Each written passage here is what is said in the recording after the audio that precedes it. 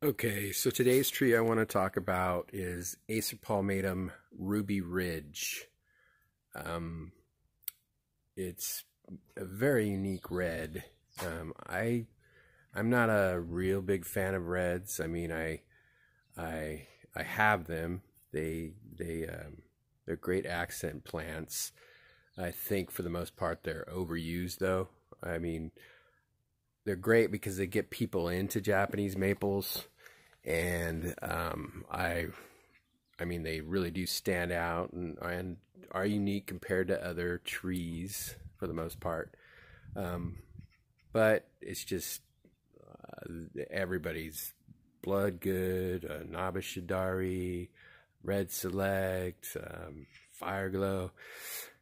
That's great. I mean, they're pretty trees again, but the when I buy a red, it's got to have something different about it. It's got to have something unique, because there's so many that are so close to each other. I mean, maybe the shade of red's different or gets a little bigger, or one's wider than the other, but they all look pretty much the same. Okay, so here we have Acer palmatum Ruby Red. What makes this one different? It comes out very, very dark in the spring. One of the darker Japanese maples that I've seen. I mean, there are others certainly rival it, maybe are darker now. There's a lot of new introductions that are going toward the darker leaf. This one has very large leaves, huge leaves. They're thick. They're really large, thick-looking leaves. Rugose, I guess is what you'd say. This is a secondary growth. As you can see, that's really bright red, like almost pink, like a pink red. It seems to be a pretty quick growing tree for me. I got this one about 3 years ago, maybe 4 years ago. I think 3 years ago though. It was a 1 gallon from Whitman Farms. It was pretty big, but it's grown. I mean, it's tripled in size since I've gotten it.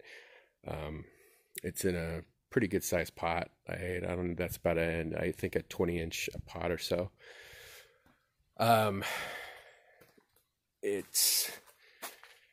Let me give you kind of a comparison of the leaf size on Ruby Ridge. Here, this is Acer palmatum Wilson's Pink Dwarf.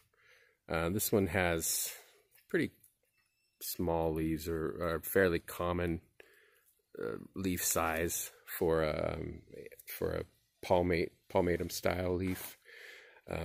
Here, just to give you an idea of the size of the leaves, they're massive.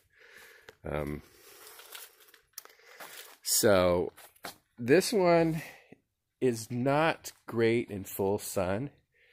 It definitely needs some sun to get best color, but it will burn in full sun. So I would recommend morning sun.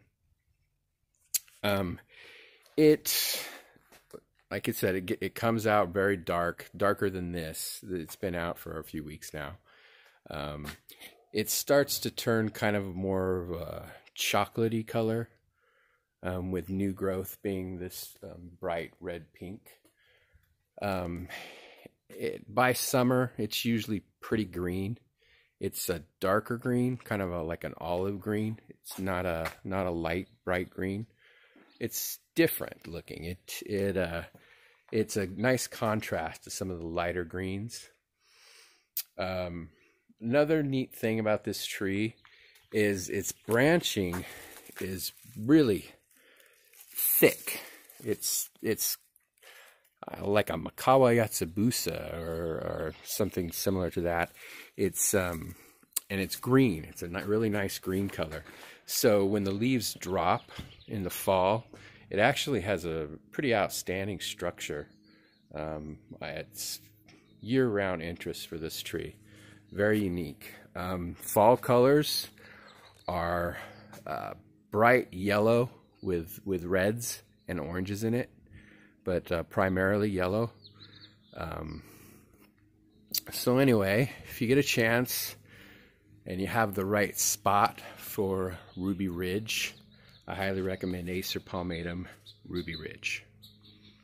Like and subscribe to my channel, please, and I will see you again soon.